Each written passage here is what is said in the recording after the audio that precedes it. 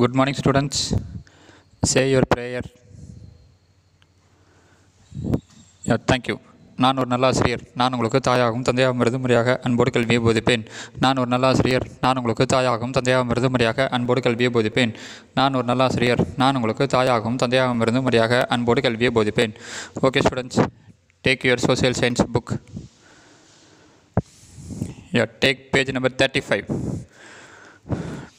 Today we will continue with the lesson Early Tamil Society and Culture. Okay, so what we have discussed in previous class, so just to recall it. So just we saw the introduction, and the sources for the study of early Tamil society. See, in that we discussed the four important sources. So what are they? Classical Tamil literature, then epigraphy, then archaeological excavation and material culture, then non-Tamil, that is foreign literature. Okay, so first we discussed about classical Tamil literature. So what is that classical Sangam Tamil literature that tells about early Tamil society? Tolkapiyam, 11 மேல் கணக்கு, 11 கீழ் கணக்கு and the 5 epics. So Tolkapiyam, so it was the Tamil grammar work, so earliest written book. Then 11 மேல் கணக்கு, so it include 10 ideals and 8 anthologies. So that is 10 பாட்டு and 8 தொகை. We discussed that. Then we discussed about 11 கீழ் கணக்கு. So the most important work in 11 கீழ் கணக்கு, that is in 18 minor works, was Tirukural. Very good.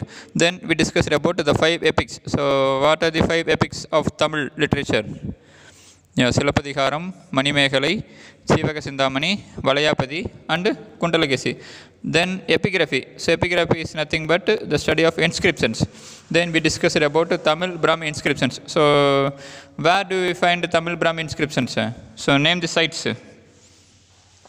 Mangulam, Muttupatti, Pugalur, Archalur, Kongar Puliyangulam and Jambai. So in these places, so we found Tamil Brahmi inscriptions, so that were in cave surfaces or rock shelters. So Tamil Brahmi inscriptions, so they were mostly in rock surfaces. Okay, then we discussed about vandalism. So that is the destruction of heritage property or property belonging to others is called as vandalism. So we discussed this in detail in our previous class. So in today's class we will continue with the sources. Okay, so today's class we will see about the hero stones, then inscriptions on pottery, then archaeological site and excavation, then material culture, then coins. So these are the topics you are going to learn in this video. Okay, so in this video you will learn early Tamil society through various evidence. Okay, especially through hero stones, then inscriptions, then material culture, then coins. Hero stones. So what are hero stones? So hero stones are memorials erected for those who lost their lives in the battles and in cattle raids. So cattle raid means so the act of stealing cattle. Okay, so hero stones. So they are the stones which are memorial stones. Okay, so hero stones are nothing but memorial stones which are erected for those who lost their lives in the battlefield or in cattle raids. Okay, so why hero stones were erected? In order to remember them, so in order to praise them. Okay, so these cattle, so in ancient Tamilagam, cattle were considered as an important source of wealth. Okay, so cattle were considered as an important source of wealth. A person's wealth, especially in Mullai landscape. So the Tamil landscape is divided into 5 regions. Okay, so you have studied in Tamil. So in that Mullai region, so cattle was considered as an important source of wealth. So raiding cattle owned by adjoining tribes. So adjoining means so joined with. So some group of people, so some tribal people and the clans. Okay, so they raid cattle. So some groups so joined with other groups and they raid cattle. So this was a common practice in pastoral society. So pastoral means the way of keeping or grazing of sheep or cattle. Yeah, so the keeping or grazing of sheep or cattle. Yeah, so pastoral community. Yeah, so since cattle were considered as an important source of wealth, raiding cattle owned by adjoining tribes and clans was common practice in pastoral society. During the Sangam age, the Mullai landscape followed the pastoral way of life. Yeah, so Mullai means so the region which is forested and pastoral region. So Mullai is a region which includes forest region. Okay, so Mullai is related with the forest. Okay, so during the Sangam age, the Mullai landscape followed the pastoral way of life. So tribal chieftains, yeah, so tribal people, so they have their chief. Okay, so the tribal chieftains plundered the cattle wealth of enemies whose warriors fought to protect their cattle. Yeah, so often the tribal people involved in war. Yeah, so before war, they plunder the cattle wealth of other tribal group. Yeah, so plunder means stealing something. Okay, wow. So the tribal chieftains. So before war, so what they do means, so they plunder the cattle wealth of their enemies. Yeah. So during the war, many warriors died in such battles. So okay, wow. So and these warriors were remembered as martyrs. So martyrs means, yeah, a person who is killed in a battle. Yeah, so many warriors died in such battles. Okay, so such battles means, so in protecting their cattle from the enemy hand. Okay, and they were remembered as martyrs. So memorial stones were erected in their honor. So for their remembrance, so for their memory, so memorial stones were erected. So Sangam literature vividly portrays these battles and classes and describes such hero stones as objects of worship. Okay, so Sangam literature. Okay, so vividly portrays means, so vividly means, yeah, in a way that produces powerful feelings or strong clear image in the mind. Yeah, so that means, so Sangam literature clearly explains about these battles and clashes and describe the hero stones. Okay, so Tolkappiyam, our ancient grammar book, ancient grammar work, describes the procedure for erecting hero stones. Okay, so there are some rules. So for erecting hero stones, yeah, so that was described in Tolkappiyam. So then the hero stones of the Sangam age with the Tamil Brahmin inscriptions can be found at Puliman Kombai and Tatapatti in Theni district and Parpanakotai in Pudukkottai district. Okay, hero stones of Sangam age with the Tamil Brahmin inscription can be found in Theni and Pudukkottai district. So those of the Sangam age discovered till now do not have images or sculptures. So these hero stones do not have any images. So just Tamil Brahmin inscription is there. Yeah. So hero stones of the post Sangam age, that is after Sangam age and the Pallava period, so occur in large numbers in pastoral regions, especially around the Chengam region in Tiruvannamalai district. So in Tiruvannamalai district, a region called as Chengam is there. So in that you can find hero stones of the post Sangam age and Pallava period. Yeah.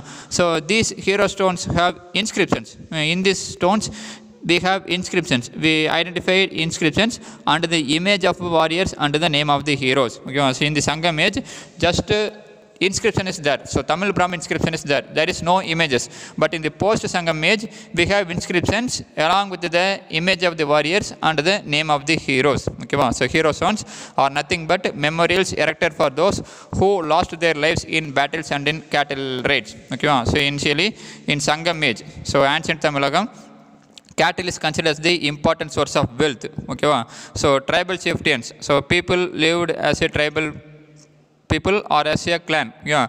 So these tribal chieftains often plundered the cattle wealth of enemies.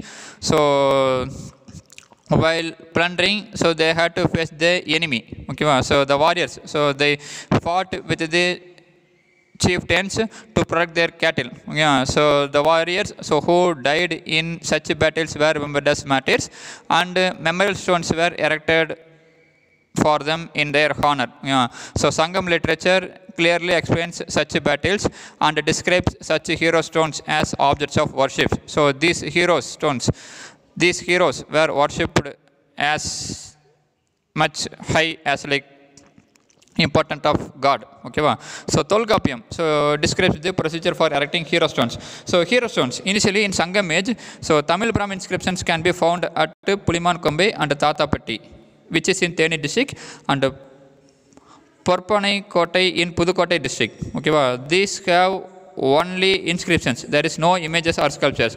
But the hero stones which was found so in Chengam region near Tiruvannamalai district, so that belongs to post-Sangam age and Pallava period, have inscriptions and also the image of warriors and the names of the heroes. Okay, Puliman Kombai hero stone. So Puliman Kombai is a village in the Vaigar river valley in Theni district. So Theni, which is located in west of Tamil Nadu. Okay, so in the center part of Tamil Nadu map, you can see, so west of Tamil Nadu, so near to Kerala, there is a district called as Theni. See in Theni, there is a river that flows, so Vaigai river. So in 2006, rare hero stone inscriptions in Tamil Brahmin script were discovered in this village. So in 2006, our archaeologists have found a rare hero stone inscriptions. Okay, so one of the inscriptions from Puliman Kombai reads, Kodalur Agal Pedu Tiyan Andavan Kal. So one of the inscriptions from Puliman Kombai reads, Kodalur Agal Pedu Tiyan Andavan Kal. So which means the stone of Tiyan Andavan, who was killed in a cattle raid at the village of Kodalur. Okay, so Kodalur Agal Pedu Tiyan Andavan Kal. So it means the stone of Tiyan Andavan. So Tiyan Andavan, a person's name. So he was killed in a cattle raid at the village of Kodalur. So in Kodalur, so he was killed in a cattle raid. So this stone inscription was discovered in the year 2006.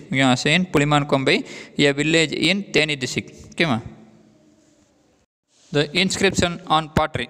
So hero stones we have discussed. Okay, so stones which are erected for those who lost their lives in battles and in cattle raids. So inscriptions on pottery. So in archaeological excavation we have found a lot of pot. Okay, so pottery vessels from the early historic period have names of people engraved on them in Tamil Brahmi script. Okay, so pottery vessels. So the vessels, so which are made of clay, that is called as pottery vessels. So which we have excavated that belongs to early historic period, have names of people that are engraved on them in Tamil Brahmi script. So pot sheds have been discovered in, so such type of pots have been discovered in Arikamedu, Alagankulam, Kodumanal, Keeladi and many other sites in Tamil Nadu. So pot sheds have been discovered in Arikamedu, Alagankulam, Kodumanal, Keeladi and many other sites in Tamil Nadu. So people etched their names on pottery to indicate ownership.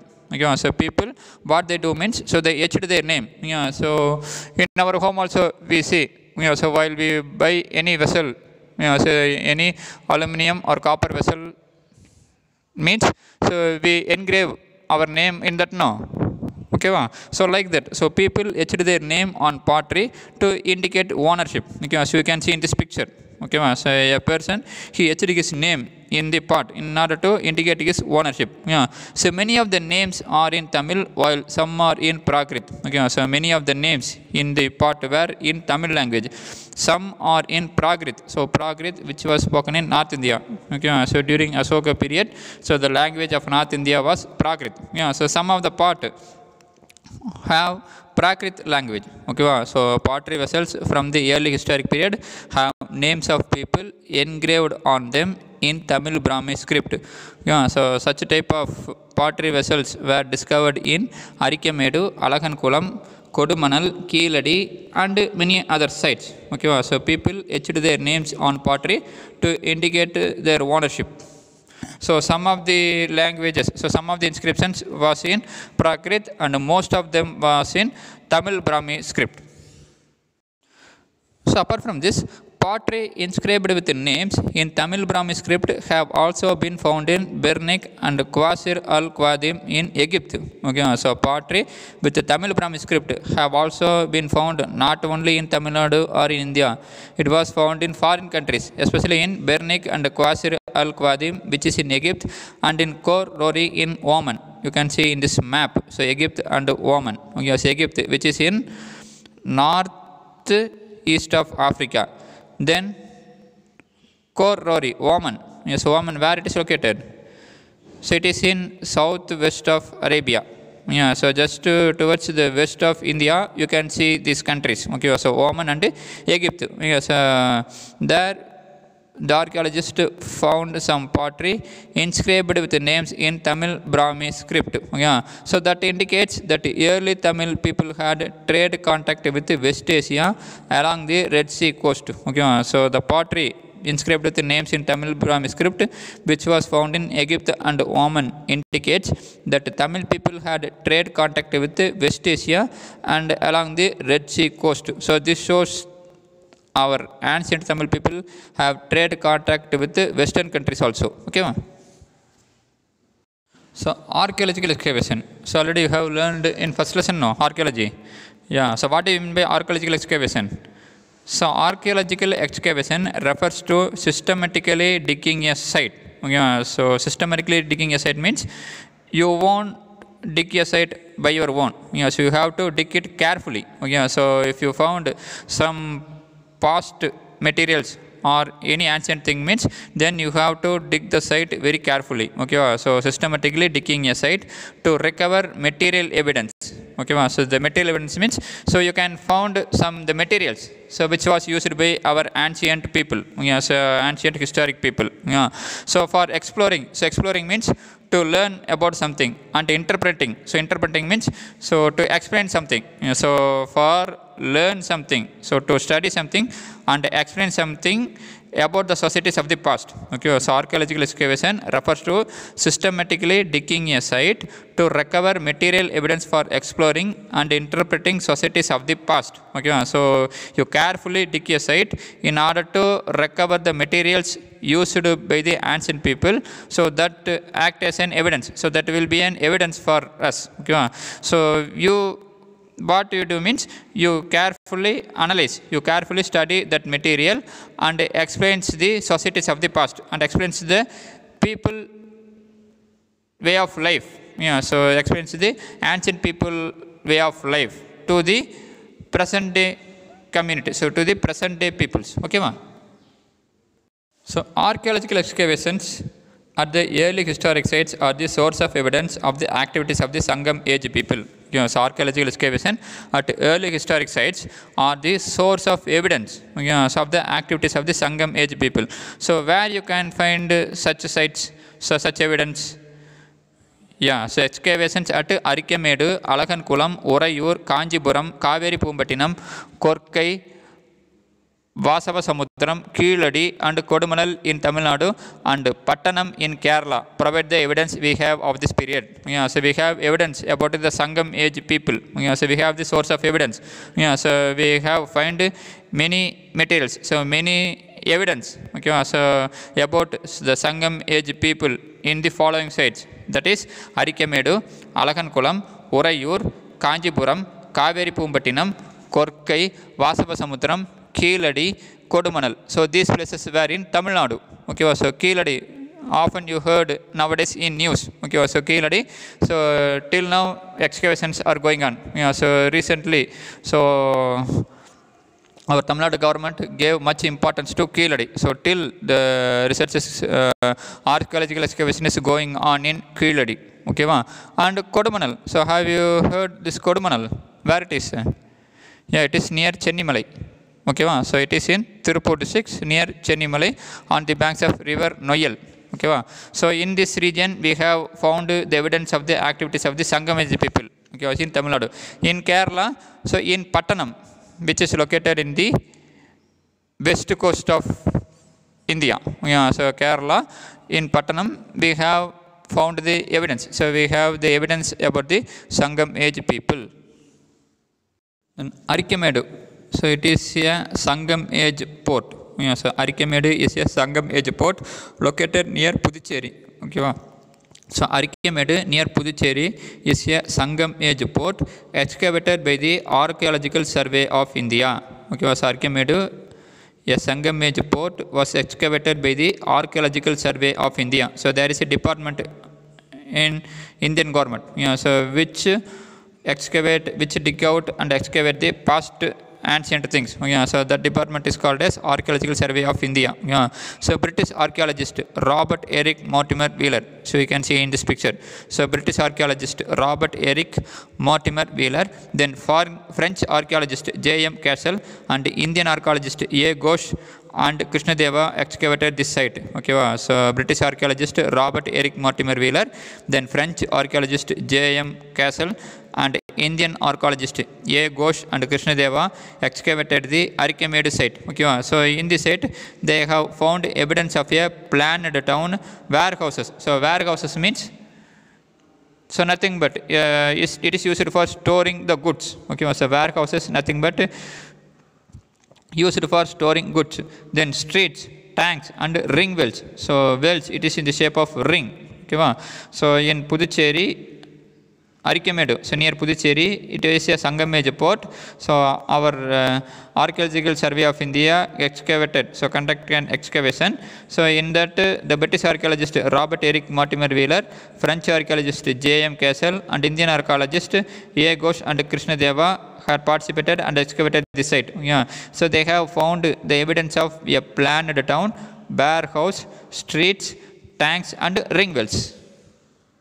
So the Archaeological Survey of India, so it is a central government agency that manages archaeological sites and monuments in India. So the Archaeological Survey of India, it is a central government agency that manages archaeological sites and monuments in India. So the government of Tamil Nadu has its own department for archaeology called the Tamil Nadu State Department of Archaeology. Yeah, so central government agency was the Archaeological Survey of India. Yeah, so like that, Tamil Nadu government has its own department for archaeology. Yeah, so called the Tamil Nadu State Department Archaeology. Okay, wow. So the Archaeological Survey of India, yeah, so manage the archaeological sites and monuments in India. Yeah. So apart from this, our government also passed some act, so some legislations, in order to preserve the archaeological remains, in order to preserve the archaeological site. So what are those acts? Yeah, the Indian Treasure Trove Act 1878. So Indian Treasure Trove Act. So treasure means, so nothing but, so quantity of precious metal. So precious metals. Yeah, so the old one is precious. Okay, so there is a proverb, no, old is gold. Yeah. Then trove, a store of valuable or delightful thing. Yeah, so trove means a store of valuable or delightful thing. Yeah, so the Indian Treasure Trove Act passed in 1878. Then Antiquities and Art Treasure Act. So antiquities means, so ancient past. Okay, so Antiquities and Art Treasures Act 1972. Then the Ancient Monument and Archaeological Sites and Remains Act 1958. Okay, so these are the legislations passed related to the preservation of the archaeological remains in India. Okay, so our central government has passed various acts, so legislations. So what are they? So the Indian Treasure Trove Act 1878. Yeah, so the Indian Treasure Trove Act 1878. Then the Antiquities and Art Treasure Act 1972. Then third one, the Ancient Monuments and Archaeological Sites and Remains Act 1958. So we have discussed about the hero stones, then inscriptions on pottery, then archaeological site. Yeah, so which provide us evidence for the ancient Tamil people. Now the material culture. So material culture. So nothing but, so the materials used are made by humans. Okay. So archaeologists have found evidence of brick structures and industrial activities. Okay. So archaeologists have found evidence of brick structures and industrial activities. Okay. So there may be some industries, okay, in ancient Tamilagam, as well as artifacts such as beads, bangles, cameos, intaglios, and other materials in this site. Yeah, so beads. What is a bead? Yeah, a small round piece with a hole in middle for putting a string to make jewels. Okay, so beads. So nothing but a small round piece with a hole. Okay, then bangles. You know. So girls very well know. So bangles. Yeah. Then cameos. So nothing but a piece of jewelry that has design in one color and background in different color. Yeah, so cameos means nothing but a piece of jewelry that has design in one color and background in another color. Then intaglio. Okay, so you can see in your book. So intaglio, a design engraved into an material. Yeah, so a design engraved into a material. It is called as intaglio. Yeah, so the archaeologist found these things. Okay, so this shows that industries so was in ancient Tamilakam. Yeah, so Tamil Brahmi inscriptions on pottery and coin have also been unearthed. Yeah, so Tamil Brahmi inscriptions on pottery and coins have also been excavated. So evidence of the various arts, craft and industries together help us reconstruct the way of life of the people of those times. Yeah, so evidence of these various arts, craft and industries together, so they combinedly help us to reconstruct the way of life of the people of those times. From this we learn and understand how they might have lived. So from these materials, so from these cultures, so from these materials we have understand how our ancient Tamil people lived. So what type of lifestyle was followed by them.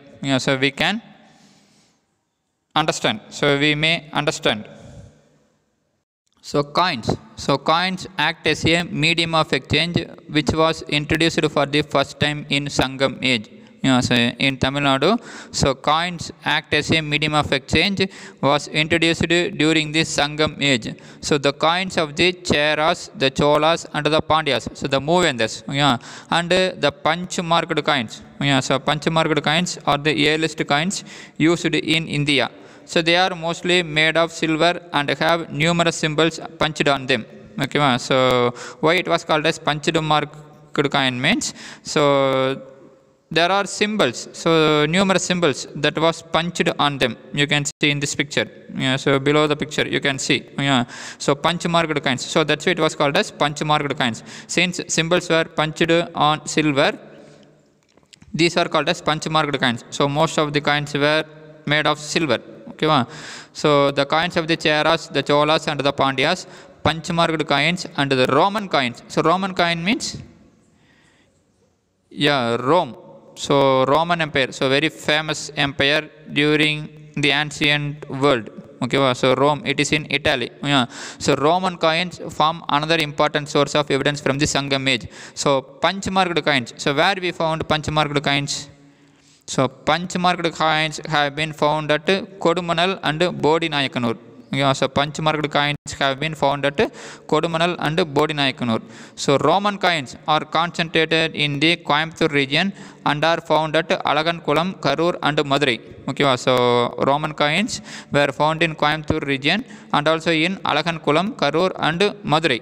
Okay, so coins act as a medium of exchange introduced for the first time in Sangam age. Okay, so the coins of the Moovendars, Chera, Chola, Pandya, then punch marked coins and the Roman coins, so form the important source of evidence from the Sangam age. Okay, so punch marked coins have been found at Kodumalal and Bodinayakanur. Roman coins, so that were also founded in the Coimbatore region and at Alagankulam, Karur and Madurai. So Roman coins, so this shows that Tamil people have trade contact with the Roman Empire. Okay, so we have found Roman coins in this region.